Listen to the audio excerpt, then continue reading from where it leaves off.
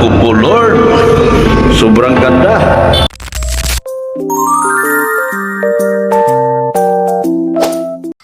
Chandelier at bintana na itakid na. Pintuan na lang ang kulang. Yan po ang tatalakayin natin ngayong araw. Pero bago po ang lahat, mega love shout out sa ating mga listeners, viewers, and subscribers. Lalo na po sa ating mga kababayang OFW. Kamusta po kayo mga kalingap? At kung bago ka pa lang sa aking munting YouTube channel, huwag ka nang mayang mag-subscribe, like, share, and comment. Huwag mo na rin kalimutang i-click ang notification bell nang sa ganon ay updated ka sa aking mga paparating na video. At syempre, patuloy po natin suportahan sina Kalingap Rab at ang ating ama ng Kalingap, ang nag-iisang founder, si Kuya Val Santos Matubang. Kung maaari po ay no skip ads, nang sa ganon ay mas marami pa tayong malingap na nangangailangan. At konting paunawa po, kung maaari ay tapusin nyo muna ang kabuuang video, nang sa ganon ay akma ang inyong mga komento. Hawakan mo nga.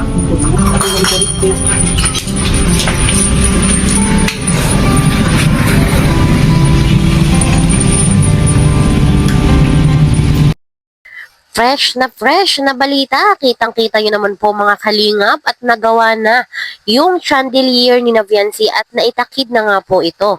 At kung napansin nga po natin mga kalingap ay parang nabigyan na ng buhay, nabigyan na ng kulay yung bahay ni Naviancy. Siguro dahil po doon sa chandelier na inilagay or parang pinatungan na yung bahay ni Naviancy ng pintura.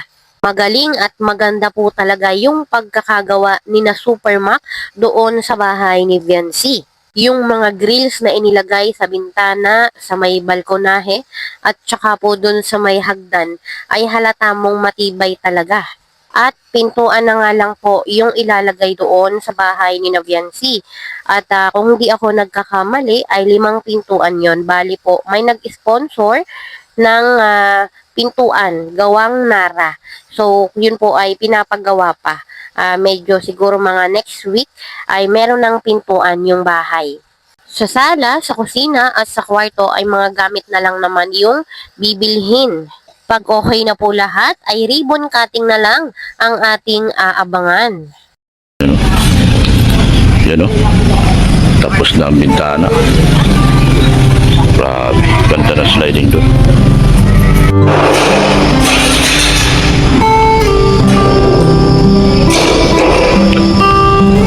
Oh, galing! Wow! Ang ganda!